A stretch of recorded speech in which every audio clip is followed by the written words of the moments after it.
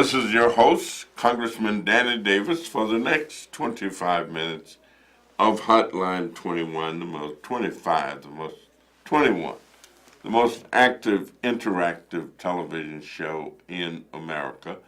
I am delighted to be here, although I am not delighted to be away from Washington, but I actually came in last night after the House voted on a bill to fund the government for a little while. Pardon me a second while I straighten up there. And my wife was having surgery this morning. She did have surgery, and so I needed to get her to the hospital at 5 o'clock this morning. So I got in last night at 10 o'clock, and the surgery has been done. Her physician tells me that he thinks it was indeed successful. She has been taken from the recovery room and is now in her hospital room. Let me thank, first of all of those individuals who have shared concern and expressed concern, who have visited, who have actually cooked this week and brought food to my house so that I would have something to eat while she is recuperating in the hospital. And I tell you, people have been just so wonderful. One of her sorority sisters, brought some greens and cornbread and that kind of stuff. And we got some oxtails that were cooked and brought. And so I'm going to be able to eat while she is gone. I trust that my son just doesn't come over and eat up everything, and but we'll have food. So I'm missing some of the drama that's taking place right now. As you know, every money bill has to be generated in the House of Representatives. I'm saying the House generates money bills, and the Senate either, approves, concurs with, or disagrees with. As of the last few minutes ago, there still was no assurance that the Senate was going to be in agreement. And if they can't reach some agreement, at least for a short period of time. Now, the House did not vote for that bill.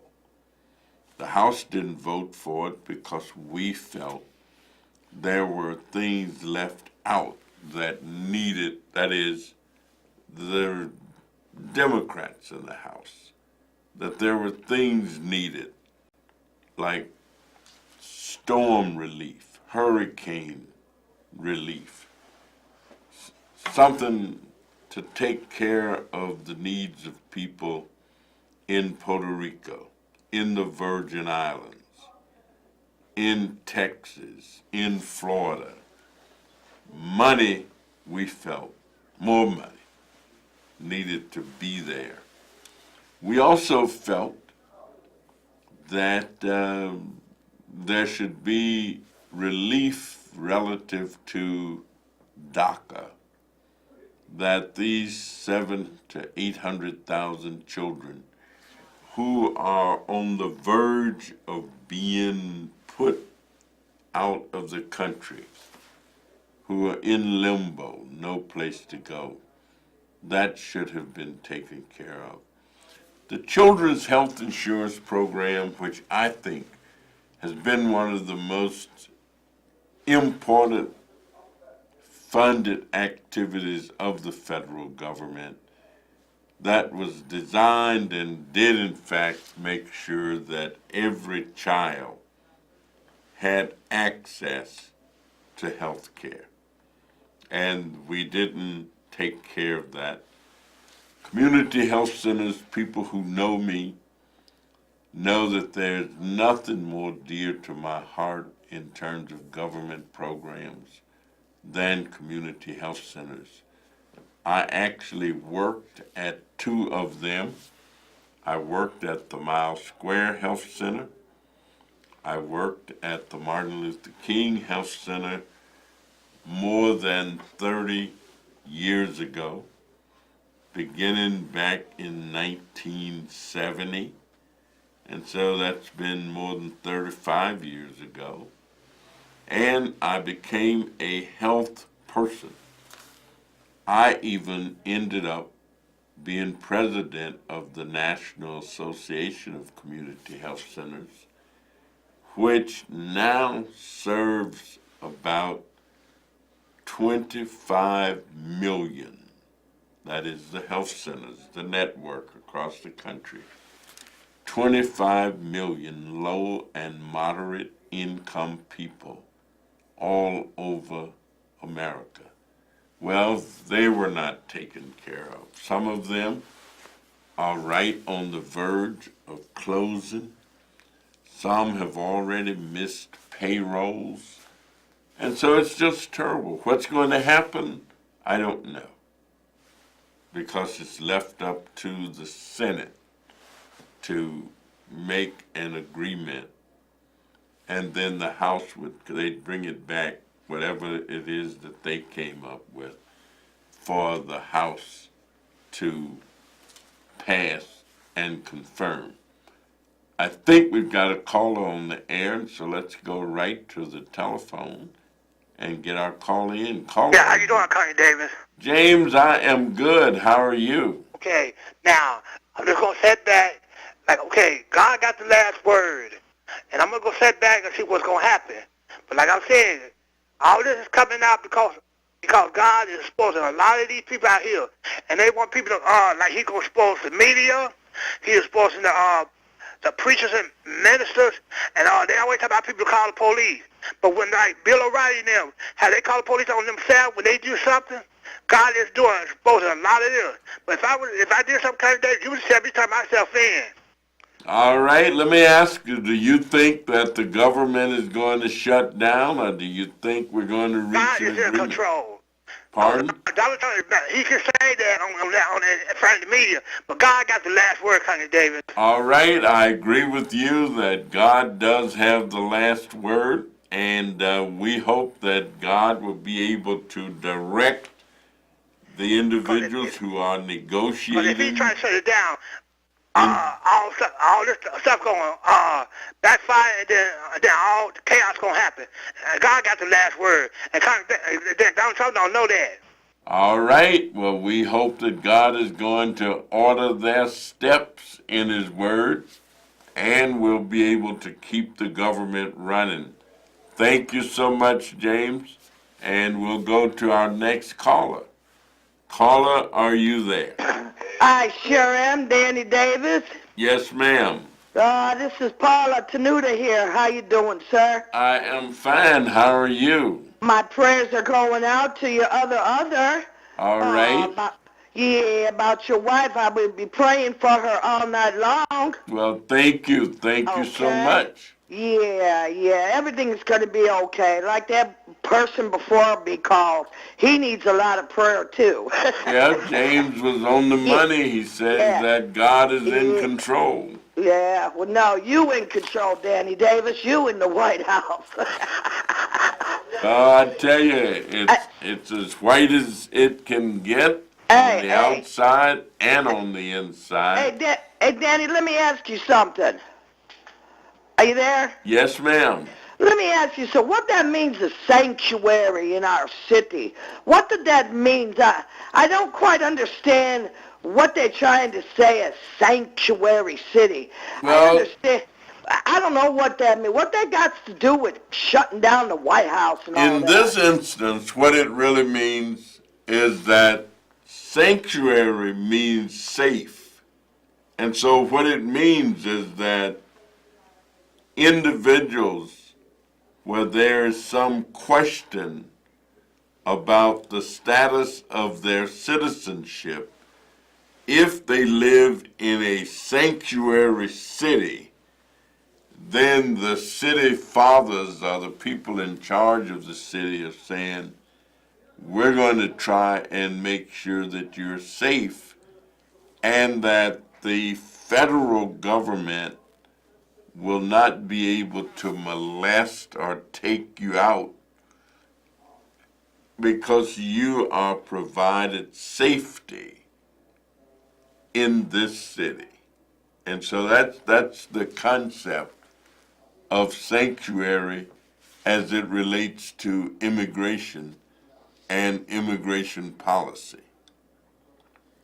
All right, thank you very much, but that's what it means, and it certainly relates to individuals who are from other countries. Yes, And yes, sir, there's Mr. some Danny question Davis.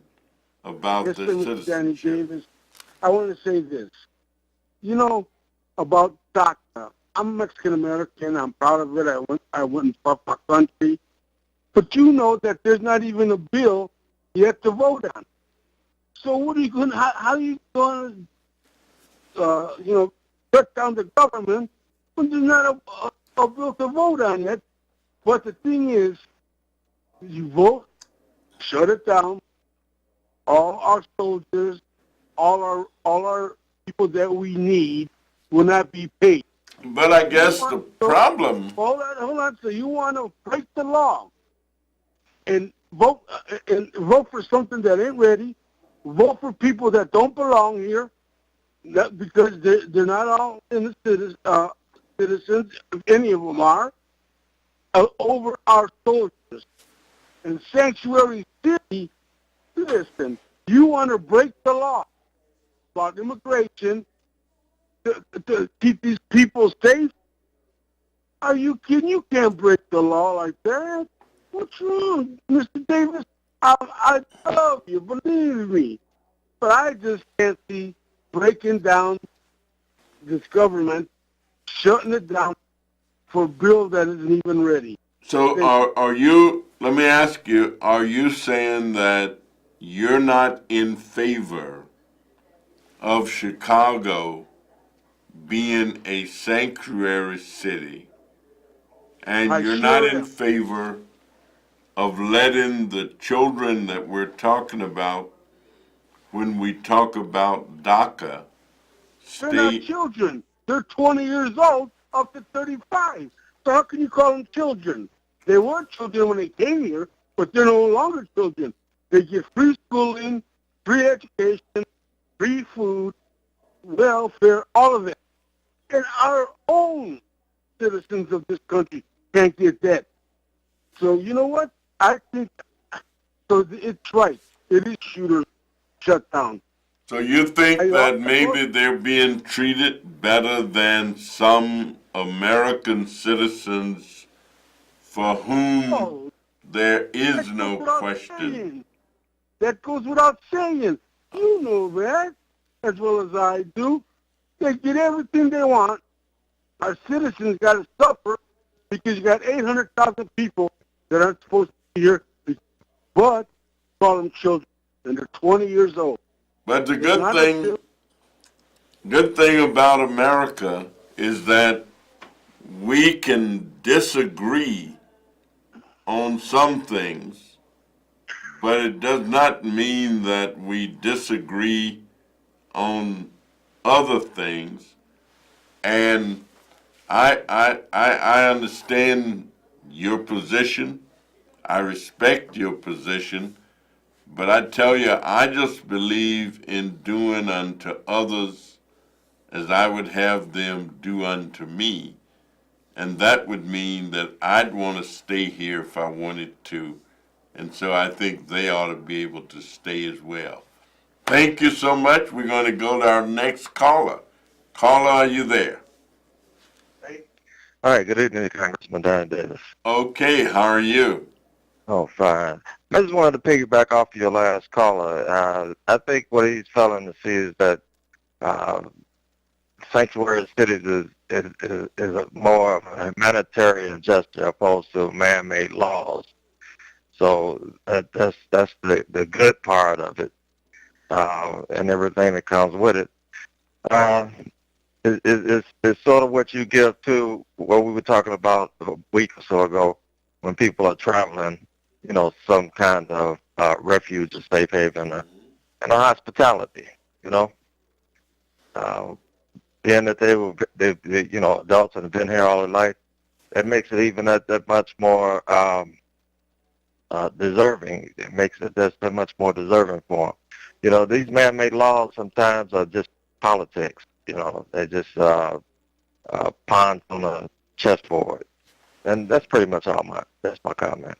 But if I could engage you just for a moment, Sure. And I don't assume anything, but I guess we do remember, and I grew up in an environment where I remember hearing about the Good Samaritan when, the parable in the Bible where the fellow was beaten up and he was in the ditch and people passed by him and didn't give him any help. Do we see these children perhaps, or these young people now, many of them are beyond being children, but do we see them as being sort of in the same predicament as the man who was in the ditch? Yes, sir. We are brothers keepers.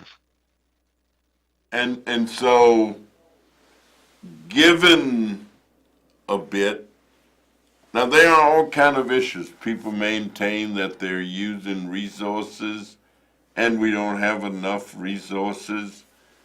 There are those who say they're taking jobs and we don't have enough jobs. There are those who are saying they're using up our health care. We don't have enough health care. I just believe that we owe it to ourselves to want to try and help these individuals.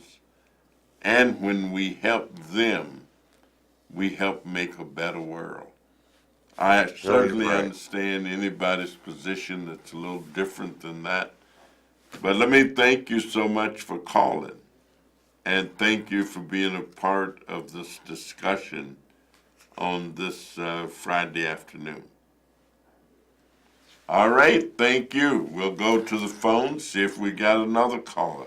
Yes, Congressman, and it's a great day to be on God's green earth also. All right. I totally disagree with Ray was talking about. I think that's the most foolish, but that's what he thinks. So, I mean, you can't, people think all kinds of things, you can't, there ain't nothing in the world you could go do for them to make them change their mind. I don't know why he thinks that some other people is taking away from something from him of eating. Hell, he calls on the phone every day. Some people can't even use a telephone. But listen, let me tell you something. This place of Illinois, as we know of, used to belong to the Indians. Hey, Ray, when last time you seen a pure Indian walking down the street? Let me tell you something. We've been taking all our lives, and they go still keep on taking. It doesn't make a difference. And let me tell you something. If I were living in one of those countries and I ain't have nothing to eat, and I know they eating in the United States, I'm coming. And I'm going to keep on trying to come. I'm going to try to keep on bettering myself. But again, Ray, you need to learn to be a brother's keeper. Instead of hurting somebody, help somebody. And that's what the United States of America should do, help people. We got a crazy nut in office, so you want to be just like him? Well, again, man, let's be kind to people. We need to help people more. And if you don't have nothing, keep on helping them. Somebody going to, in turn, help you. So I think it's a good thing to learn to help people. I don't care if you come from Mars. If we can help you, we can help you. That's it. Let me get out there so I can hear a response, and thanks for taking the call, Congressman. All right. Well, one of the songs that Dr. King used to love to hear, and we've just celebrated the King birthday and all, was "If I Can Help Somebody, as I pass along, if I can cheer somebody with a word, a song, if I can show somebody that they may be traveling wrong. And I guess this business of being helpful, being, you know, and I'm not suggesting by any stretch of imagination that you don't fight for your rights, that you don't fight to get your needs met, that you don't do everything in your power to get the kind of dignity that you ought to have and to get a fair share of whatever is available. I believe that we can get to that point. I'm a believer. Caller, we'll go right to you. Caller, are you there? Hello? Yes. Yeah. Hello? Yes, go right ahead. You want to be just like him? Yes, sir. You know what? What Steve is talking about, maybe he doesn't know that most Mexicans have Indian blood in them. So I don't know what he's talking about. Yeah, I think we do have a lot of mixed blood. I think I've got some Indian. We can help you. That's right. And he's talking about sending them back. I didn't say that. I'm just saying take care of our people first, and then we can take care of others. It just gets me that we go and fight for this country. My grandmother had an Indian name. Her name was Ciola. Yeah. Okay. We come back from the war, and guess what? We can't find a job. All right. So Steve, if I offended Steve, I would say nothing because he's a good guy. But if he says I don't know what I'm talking about, does he know that there's no bill for DACA? So how are they going to vote on it? All right, let me sneak this call in. We've got about 2 minutes left. Let me go right to the phone and get this next caller. Caller, are you there? Mr. Danny Davis, it's Paul again. Yes. They keep cutting me off and don't let me say goodbye to you. But anyhow, here's my last question. What's going to happen tonight at midnight? They blaming all us Democrats for us going to be closing down the White House. You think that's true? No, I don't think it's true at all. How could the Democrats be to blame when Republicans have a majority in both the House Well, do we got any Democrats and the in there? Senate and has the presidency and the Supreme Court? Right. So how could a minority be the reason that the government would shut down? I don't know, but that's all you hear on that TV. If we don't get enough votes from the Democrats, we're going to close the White House. That's what the Republicans are saying. Oh. So, it's like no matter what it is that people call you, it's what you answer to that identifies who you are. Absolutely. What's going to happen if they do close it tonight? Well, I think there will be a lot of weeping and wailing and gnashing of the teeth. No taxes. There are no bills people, that won't get paid. There no are Medicaid people who coming won't out, get no their nothing. paychecks. There are services that people won't be able to get. It will not be pretty. Now, It huh? will be pretty ugly. It certainly will, won't it? All right. All right. Thank you so much, Well, have a Paula. good evening, and once again, I'll pray for your wife. Thank you. Have a good night. Let me thank all of our callers. Let me thank all of those who are interested in this topic and who have expressed yourselves. The good thing about this country is that in our country, you have the right to your opinion, you have the right to express yourself, and you have the responsibility to work to try and make America be the America that you want it to be, no matter what somebody else thinks. Thank you so much. We'll see you next week. Have a good one.